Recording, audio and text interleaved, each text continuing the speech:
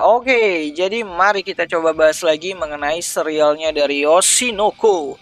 Dan kali ini tuh masih mengenai konten bacain komentar subscriber, yang mana ada salah satu komentar di videonya Oshinoko yang berasal dari akun YouTube-nya Broken. Ya, panjang sih namanya. Jadi aku sebut depannya aja gitu kan.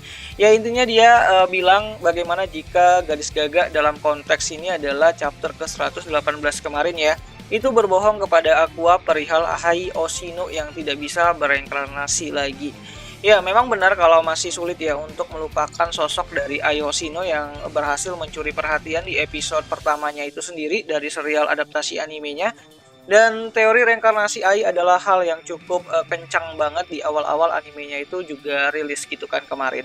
Namun apakah gadis gagak tersebut itu berbohong? Jawabannya adalah tidak tahu. Ya, karena jika membicarakan suatu probabilitas itu masih menjadi 50-50. Apakah gadis gagak ini tuh ya baik atau jahat juga di serialnya Oshinoko gitu.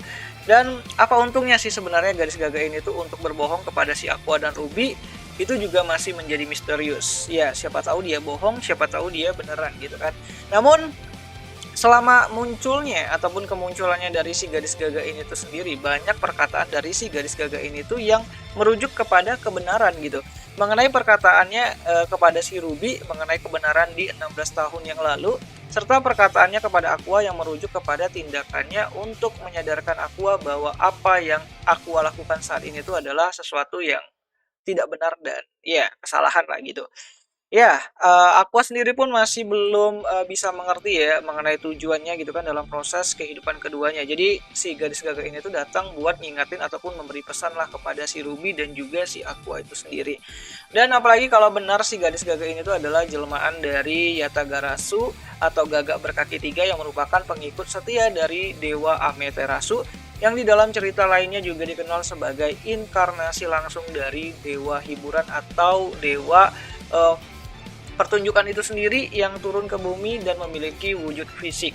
Maka apakah mungkin seorang dewa rela berbohong demi memuaskan rasa hausnya atas drama yang mungkin sudah ia siapkan sejak lama? Entahlah gitu. Karena jika gadis gagak ini tuh sengaja berbohong kepada Aqua agar si Aqua ini tuh terus masuk ke dalam permainannya, maka sejak awal bisa saja alasan Aqua dan Ruby ini tuh terlahir kembali ke dunia hanyalah untuk hiburan yang sedang si gadis gagak ini tuh nikmati.